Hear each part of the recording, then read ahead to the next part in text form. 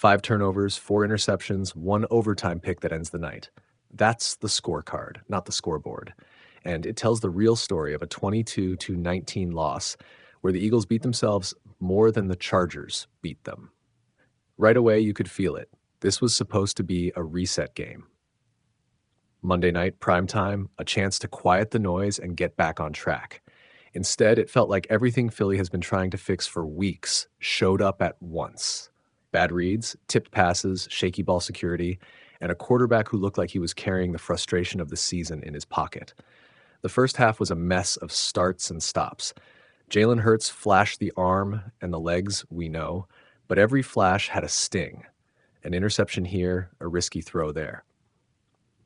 The defense kept giving them chances, pressure packages that forced 3-and-outs, moments of real, game-changing disruption. Those plays should have been enough. But offense is the marriage license in football. Without it, you can't stay married to winning. Hurts' turnovers turned those defensive efforts into wasted promises. Then Saquon Barkley happened, a 52-yard touchdown that ripped open the field and finally put the stadium on its feet. For the briefest moment, the night felt salvageable, like the season could still be nudged back to normal. Barkley's burst was textbook: patience, acceleration, then straight-line violence. You could see how the Eagles want to build around him. You could also see how that single play was not and never will be a cure-all. Because after the big play, Philly fell back into the same pattern. Hurts began to press. Reads that used to be automatic turned cautious. A tipped pass became an interception that became a fumble recovery that became another momentum swing. Momentum in football is a fragile ledger. You don't get credit for good intentions. You get credit for ball security and finishing drives. Tonight, the ledger read negative. Justin Herbert, meanwhile, was a study in tough management. He's playing on a surgically repaired hand, and yet he managed the game with enough poise to avoid the mistakes Hurts couldn't. He made throws when the Chargers had to have them, and he let the defense do the heavy lifting when necessary. That's not a knock on Herbert's future or his health. It's a note on how the Chargers did the necessary things to win while the Eagles did the unnecessary things to lose. The overtime sequence was the cruelest part because it wasn't cinematic. It was practical and small. The Eagles marched into position. They had a chance to take the lead or at least set up a game-tying kick. Instead, a tipped ball turned into Tony Jefferson's interception, and suddenly it was over. No dramatic blitz, no miracle. Just a ball in the air and the wrong man making the right play for the other team. Ask the coaches and they'll talk about execution, adjustments, and film. Ask the players and they'll talk about being better prepared. But the actual direct fixes are less poetic. Simplify, protect, and stop gambling with the ball.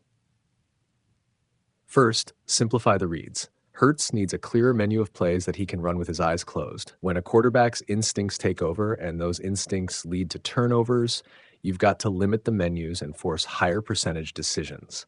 This is about discipline, not creativity. Second, quicken the release and tighten the protection. Several of the tipped balls came from hurried mechanics and pressure that didn't give Hurts a clean platform to throw. If the offensive line is leaking and the pocket is collapsing, you run the ball. You throw quick passes. You strip out the late developing routes that invite disaster. Third, ride Barkley. He earned it tonight. The explosive play was a reminder that consistent commitment to the run, not as a philosophy, but as a game plan, could quiet the pass rush and give Hurts cleaner windows. Feed what works until something else does. Beyond X's and O's, there's an intangible: confidence.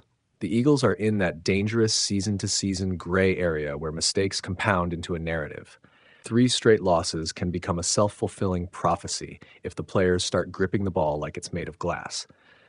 The coaching staff has to be surgical with role clarity in these next practices, who's doing what, when, and why, to remove the maybe from the field.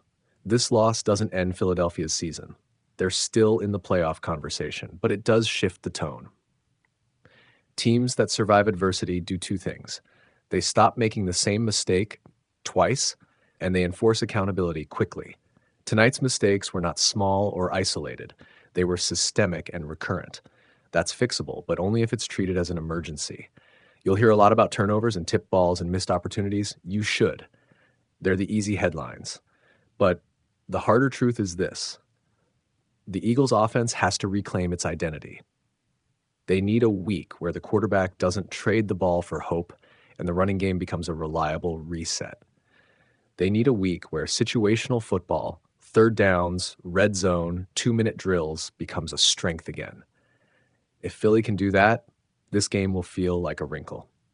If they can't, it will be the beginning of a longer, uglier conversation about whether this offense can be trusted in November and December.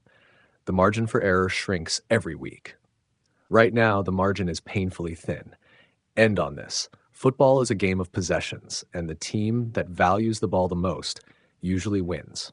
Tonight, the Eagles gave them away. They get the ball back next week. If they respect it then, the narrative can change. If they don't, we'll look back at this game as the one where answers turned into questions. The Philadelphia Eagles offense imploded in a brutal overtime loss to the Los Angeles Chargers, and it cost them a winnable game. Jalen Hurts turned the ball over 5 times, 4 interceptions, and a lost fumble, including a fourth-quarter interception in field goal range that ended Philadelphia's chance to win in OT. The Chargers escaped with a 22-19 victory after Tony Jefferson intercepted a tipped Hurts pass late in overtime. The game was sloppy on both sides of the ball. Hurts threw an interception to defensive lineman Deshaun Hand early, then was stripped attempting to return the play, one of the rare NFL sequences with multiple turnovers on the same sequence. Through 3 quarters, he posted a 35.2 passer rating. By the final whistle, his passer rating was a nightmarish 31.3. "I didn't play well enough. Too many turnovers," Hurts said after the game.